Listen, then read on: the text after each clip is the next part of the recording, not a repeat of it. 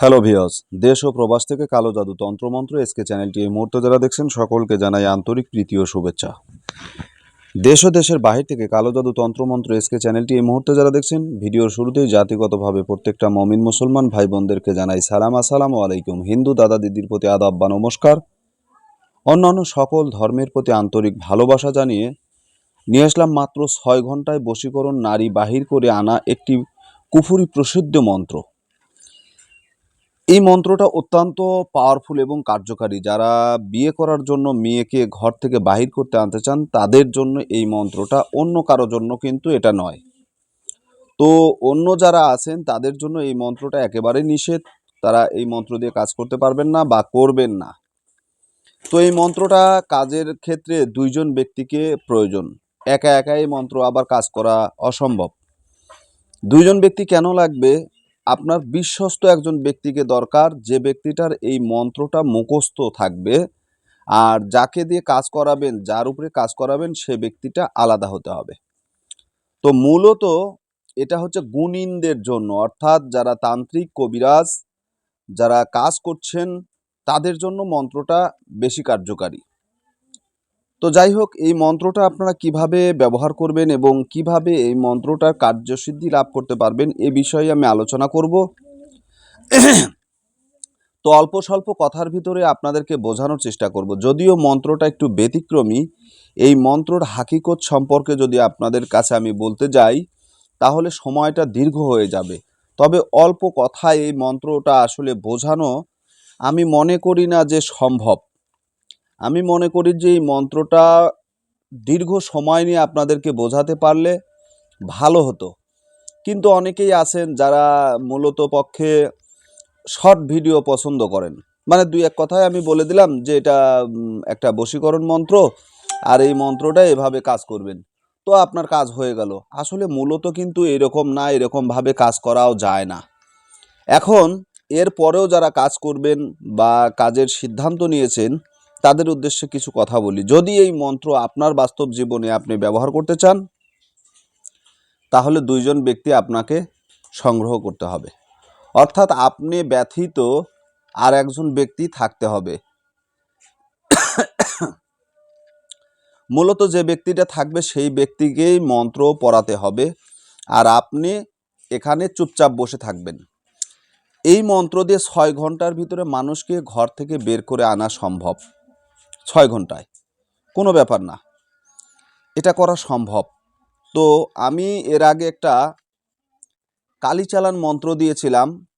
তো ওই মন্ত্রটা যতটা পাওয়ারফুল, এই মন্ত্রটাও ঠিক ততটাই পাওয়ারফুল, ওর চাইতে বেশি কার্যকারী এই মন্ত্রে। তো এই মন্ত্রটা কিন্তু কুফুরি মন্ত্র, কারণ ভাষাগুলো দেখেন, আল্লাহ আল্লাহ, মহ মহ, আলি আলি, যা যা, পরি পরি, চলু চলু, পৃথিবী পৃথিবী, চলু মলু, গুরু গুরু, মহাগুরু, গুরু, হুরু, যা। এই যে মন্ত্রটা শেষ হচ্ছে হাজি সাহা, ঠিক আছে, আয় হাজি সাহা, এখান থেকে শেষ।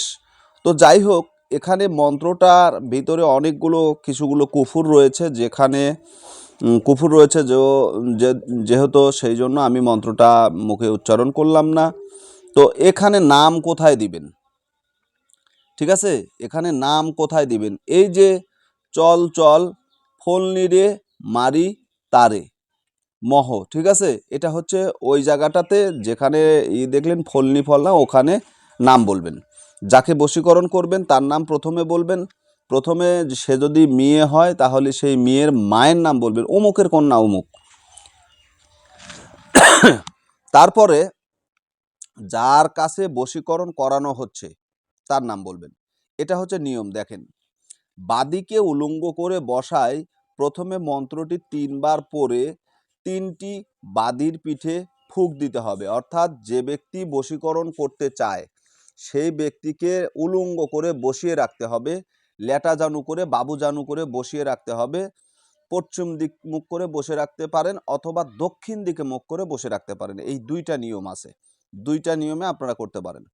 এখন এই যে বসে রাখলেন, বসে রাখার পরে এই মন্ত্রটা গুণিল, অর্থাৎ যে ব্যক্তি মন্ত্র প্রয়োগ করতেছে সেই ব্যক্তি এই মন্ত্রটা 3বার পাঠ করবে।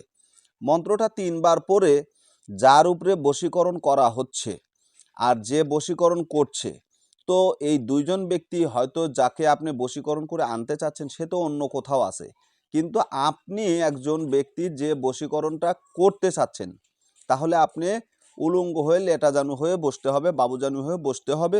বসার পর একজন ব্যক্তি ইষ্টা থাকতে হবে যে ব্যক্তিটা এই মন্ত্রটা পড়বে। 3 বার মন্ত্রটা পড়ে আপনার পিঠে ফুঁক দিবে, 3 বার পড়বে, 3টা ফুঁক দিবে। লাস্টের বার 3 বার ফুঁক দিবেন, ঠিক আছে? প্রথমে মন্ত্র পড়লেন, একবার ফুঁক দিলেন, দ্বিতীয়বার মন্ত্র পড়লেন, আরেকবার ফুঁক দিলেন, তৃতীয়বার মন্ত্র শেষে 3 বার ফুঁক দিবেন পিঠের উপরে। ফুঁক দেওয়ার পর ছোট ছোট করে আস্তে করে তার পিঠে 3টা থাবড় দিবেন, যেন একটু সাউন্ড হয়, ঠিক আছে? যেমন এরকম যেন সাউন্ড হয়। তো এই যে সাউন্ডটা হলো, আর এই ব্যক্তিটা কাপড় পরিধান করে ওই অবস্থায় কারো সঙ্গে কথা না বলে যে মেয়েকে আপনি বের করে আনতে চাচ্ছেন শুধু তার বাড়িতে যাবেন এবং তার বাড়িতে গিয়ে যদি পারেন সেই মেয়ের সাথে দেখা করবেন বা তার পরিবারের লোকজনের সাথে দেখা করেন, কিন্তু মেয়েটা যাকে বশীকরণ করতে চাচ্ছেন তার সাথে দেখা করাটা আপনার দরকার। দেখা করে চলে আসলেন, আসার পরে আবার গুনিনের সামনে বসবেন, ওই উলঙ্গ অবস্থায় আবার বসবেন।